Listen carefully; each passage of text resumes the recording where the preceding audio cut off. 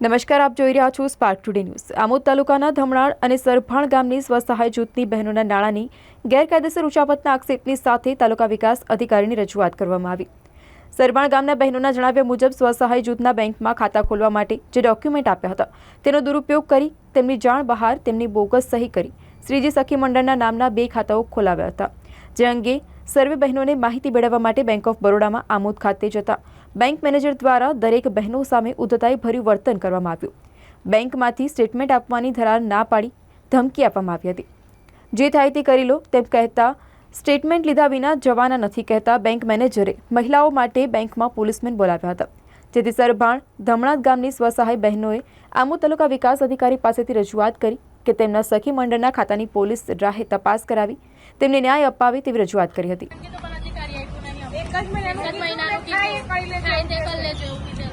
Statement તમે વર્ષનું કીધું ને એમને તમને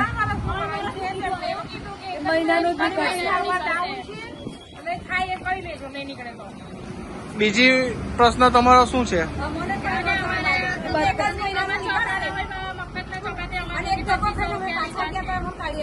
કોઈ એવો બનાવ બનેલો કે તમારા નામથી બોગસ ખાતું ખોલેલું હોય બેંકે? એવા તો કેટલા ખાતા ખોલેલા છે બંધ થઈ ગયા। 2 કેસ કરીને 80 થી 85,000 રૂપિયા ઉપાડી લીધેલા છે। જે અમારી પ્રમુખ મંત્રીની કોઈ સહી નથી, કોઈ સિક્કા નથી, તો અમારે 2 કેસથી પૈસા ઉપડેલા છે। એ કેવું કે છે અમે નથી ઉપાડેલા, તે પૈસા કોને ઉપાડ્યા? વિવોની લોન જેવી હોય વિવો શું છે એ તમને ખબર નહીં તો અમારા ખાતામાં લોન ઉપાડી અને મને જે ચોપડાના પૈસા એ અમાર જોડથી ભરાઈ લીધેલા છે। નકલી સાહેબની સહી કરાવીને